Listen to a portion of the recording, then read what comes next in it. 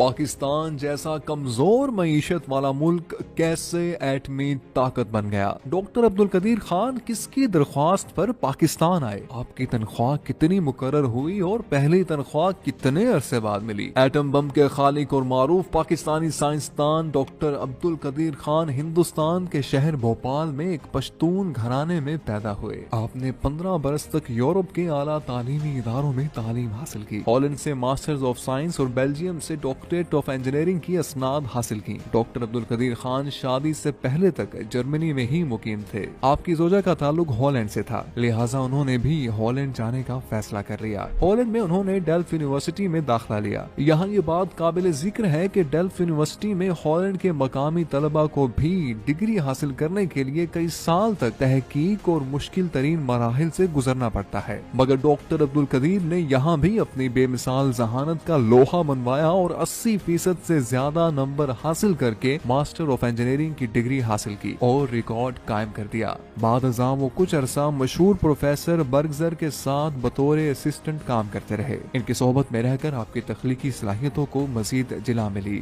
دلچسپ بات یہ ہے کہ ڈاکٹر عبدالقدیر خان پر ہالینڈ کی حکومت نے اہم معلومات چرانے کے الزام میں مقدمہ بھی دائر کیا، لیکن ڈاکٹر عبدالقدیر خان کی خوش قسمتی تھی کہ جب ہالینڈ، بیلجیم، برطانیہ اور جرمنی کے پروفیسرز نے ان الزامات کا جائزہ لیا تو انہوں نے ڈاکٹر عبدالقدیر خان کو بری کرنے کی سفارش کرتے ہوئے کہا کہ جن معلومات کو چرانے کی بنا پر مقدمہ دائر کیا گیا ہے وہ تو عام کتابوں میں بھی موجود ہیں، جس کے بعد ہالینڈ کی عدالت عالیہ نے ان کو باعزت بری کر دیا۔ آپ 31 مئی 1976 کو پاکستان کے اس وقت کے وزیر اعظم ذوالفقار علی بھٹو کی دعوت پر پاکستان تشریف لائے اور انجینئرنگ ریسرچ لیبارٹریز کے نام سے پاکستانی ایٹمی پروگرام پر کام شروع کیا۔ بعد ازاں 1 مئی 1981 کو اس ادارے کا نام صدر پاکستان جنرل محمد ضیاء الحق نے تبدیل کر کے doctor A.Q. Khan research laboratories رکھ دیا۔ یہ ادارہ پاکستان میں یورینیم کی افزودگی میں نمایاں مقام رکھتا ہے۔ ایٹمی طاقت بننے کی کہانی ڈاکٹر عبدالقدیر خان کی زبانی کچھ یوں ہے۔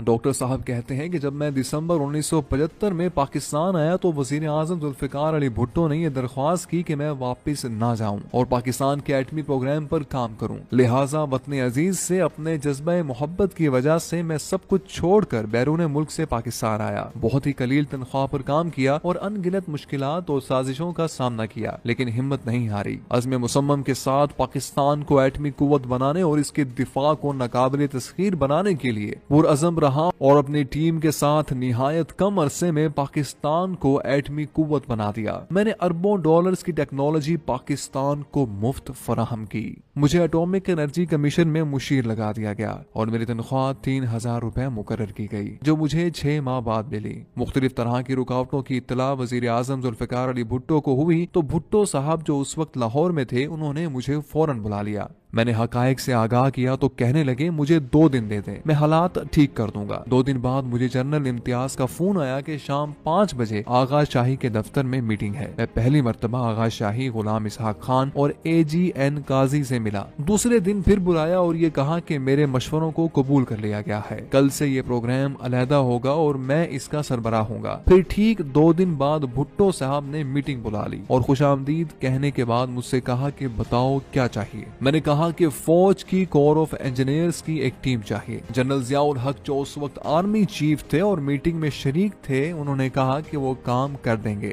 بعد ازاں جنرل ضیاء الحق نے جب اختیار سنبھالا تو اس کے 3 ماہ بعد ہی انہوں نے ایٹمی پروگرام کو اول ترجیح دینا شروع کر دی اور مہینے میں کم از کم 2 مرتبہ ضرور وہ اور جنرل ضامن نقوی مجھ سے تفصیلی ملاقات کرتے تھے۔ 1979 کے وسط میں مغربی ممالک کو ہمارے پروگرام کی بھنک پڑ گئی۔ جنرل ضیاء اور غلام اسحاق خان صاحب کو بڑی فکر ہوئی کہ سامان کی درآمد پر پابندی سے ہمارا پروگرام بند نہ ہو جائے، لیکن اتنا ضرور تھا کہ 1981 کے اواخر میں ہم نے بہت ترقی کر لی تھی اور ہمیں یقین تھا کہ ہم بہت جلد کامیابی حاصل کر لیں گے۔ ڈاکٹر قدیر خان نے یہ بھی لکھا ہے کہ جب کوہٹا میں ریسرچ لیبارٹری زیر تعمیر تھی تو وہ سہالہ میں پائلٹ پروجیکٹ چلا رہے تھے۔ انہی ایام کی بات ہے کہ اس وقت کے فرانسیسی فرسٹ سیکرٹری فوکو کوہٹا کے ممنوعہ علاقے میں بغیر اجازت گھس آئے تھے، جس پر ان کی مار کٹائی ہوئی اور پتا چلا کہ وہ CIA کے لیے کام کرتے ہیں۔ انہوں نے تہران میں اپنے CIA باس کو لکھا کہ کہوٹا میں کچھ عجیب و غریب ہو رہا ہے۔ ڈاکٹر صاحب رقم تراز ہیں کہ 1983 میں ہم نے کئی کولڈ ٹیسٹ کیے اور وہ بہت امید افزا تھے۔ 1984 میں ہم نے مزید ٹیسٹ کیے اور ہمیں یقین ہو گیا کہ اب ہم کامیابی کے قریب ہیں۔ جنرل ضیاء الحق نے میرے سامنے آغا شاہی اور بعد میں صاحبزادہ یعقوب علی خان کو بھی سختی سے ہدایت کر دی تھی کہ وہ کسی بھی ملک سے ایٹمی پروگرام پر قطعی بات نہ کریں، بلکہ صاف کہہ دیں کہ یہ بات آپ ضیاء الحق کے ساتھ کریں۔ ڈاکٹر صاحب فرماتے ہیں کہ حقیقت یہ ہے کہ ایٹمی پروگرام میرے مشورے پر ذوالفقار علی بھٹو نے شروع کیا، لیکن یہ بھی حقیقت ہے کہ ان کی وفات کے بعد صدر ضیاء الحق اور غلام اسحاق خان مغربی دباؤ رد نہ کرتے تو بھی ہمارا پروگرام ختم نہ ہو سکتا تھا۔ ڈاکٹر عبد القدیر خان وہ مایاناز سائنسدان ہیں کہ جنہوں نے 8 سال کے انتہائی قلیل عرصے میں انتھک محنت اور لگن کے ساتھ ایٹمی پلانٹ نصب کر کے دنیا کے نامور نوبل انعام یافتہ سائنسدانوں کو بھی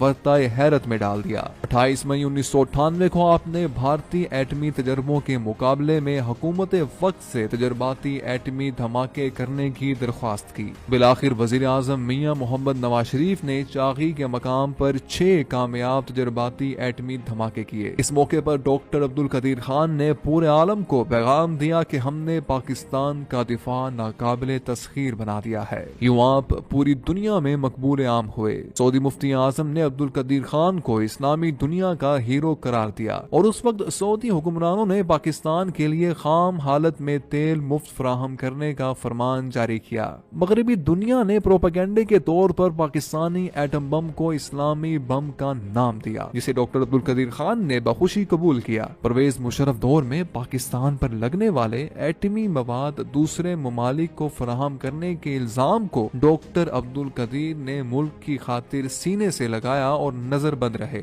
ڈاکٹر عبد القدیر صاحب بہت اچھے لکھاری بھی ہیں، ادب سے آپ کو گہرا لگاؤ ہے۔ یہ ان کے اپنے ہی اشعار ہیں جن کو انہوں نے اپنے دکھ اور کرب کے اظہار کا ذریعہ بنانے کی کوشش کی ہے۔ اس قدر مشکلیں جھیلنے اور بعد ازاں مسلسل نظر بندی کے بعد یہ کہنے پر مجبور ہو گئے، اس ملک کے بے مثال میں ایک مجھ کو چھوڑ کر ہر شخص بے مثال ہے اور باکمال ہے۔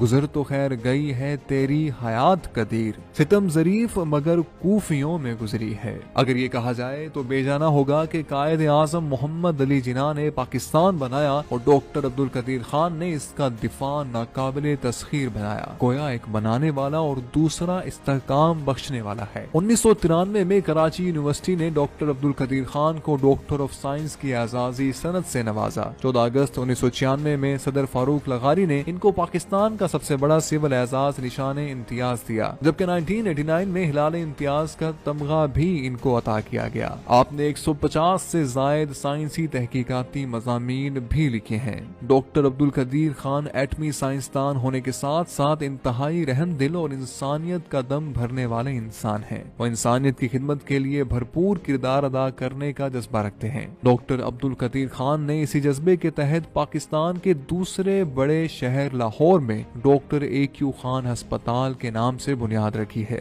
ان کا یہ جذبہ انتہائی قابل تحسین ہے کہ وہ تمام تر مشکلات کے باوجود پاکستانی قوم کے لیے اپنی تمام تر صلاحیتیں صرف کرنا چاہتے ہیں۔ ڈاکٹر عبد القدیر خان کی زیر قیادت زندہ دلوں کے شہر لاہور میں مینار پاکستان کے سائے تلے اور بادشاہی مسجد کے پہلو میں 7 منزلہ عمارت پر مشتمل ڈاکٹر AQ خان ہسپتال تعمیر کیا جا رہا ہے۔ اس ہسپتال کا کل رقبہ 16 کنال پر محیط ہے۔ ہسپتال کی تعمیر کا تخمینہ تقریباً 100 کروڑ روپے ہے۔ 300 بستروں پر مشتمل یہ ہسپتال غریب اور مستحق مریضوں کو کسی تفریق و امتیاز کے بغیر ہر طرح کے امراض کے علاج کے لیے بین الاقوامی معیار کی سہولیات ایک ہی چھت تلے فراہم کرے گا۔